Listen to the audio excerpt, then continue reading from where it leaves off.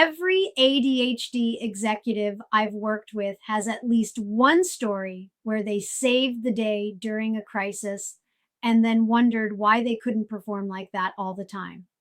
The answer isn't that you finally got your act together under pressure. The answer is that crisis conditions create the perfect operating environment for your brain. Here's the paradox that drives neurotypical colleagues crazy. The more chaotic things get, the calmer you become. When everyone else is panicking about the server crash, the supply chain disaster, or the PR nightmare, something shifts in you. Everything slows down. The path forward becomes obvious. You're not weird. You're optimized for exactly these moments. The neuroscience is fascinating. In crisis, your brain gets exactly what it needs: massive dopamine release, crystal clear priorities, and immediate consequences. That hyperfocus you struggle to summon during quarterly planning, it arrives instantly when the stakes are real. Your executive function, which might wobble during routine tasks, suddenly operates at peak performance. Time perception shifts. What feels like an hour of clear thinking might only be 5 minutes of real time, but in those 5 minutes, you process what would normally take you hours.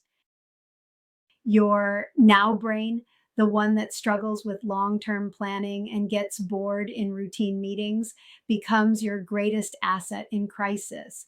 You're not wasting energy worrying about what went wrong yesterday. You're not paralyzed by what might happen next quarter. You're completely, utterly present. No rumination about the past, no anxiety about the future, just pure, focused attention on what needs to happen right now. ADHD leaders typically show up in crisis in one of three ways. The calm eye. You become eerily calm while others panic. One CEO told me, "My team says it's almost unsettling how quiet I get when everything's on fire." The rapid processor.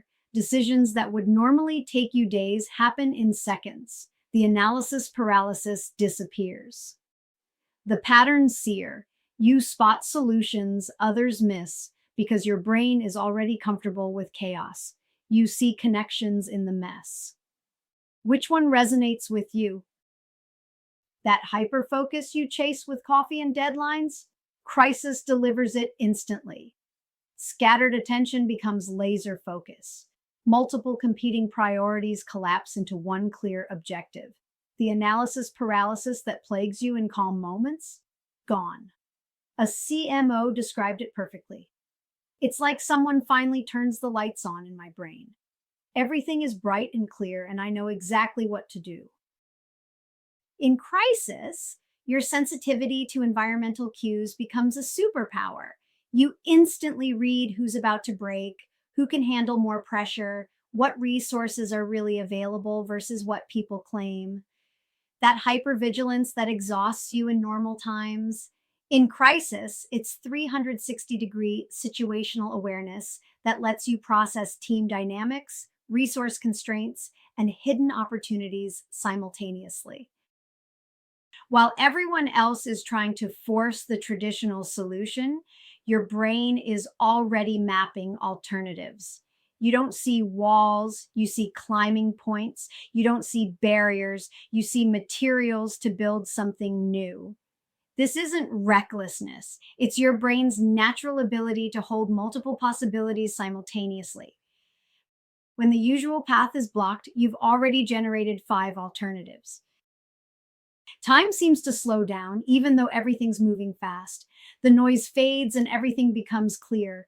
You feel energized, not drained. Solutions appear obvious to you, and you genuinely wonder why everyone else seems so panicked. This isn't luck. This is your brain operating in its optimal conditions. The shift isn't about creating more crises. That's unsustainable. It's about recognizing why you excel in these moments and bringing some of those conditions into your regular leadership. You've probably been an accidental crisis hero multiple times. Now you can be an intentional crisis leader who knows exactly why you excel when the heat is on. But here's what nobody talks about: what happens after the crisis ends. That crash you feel, that's not weakness, that's physiology. And there's a protocol for that. Ready to learn how to manage the aftermath? Let's continue.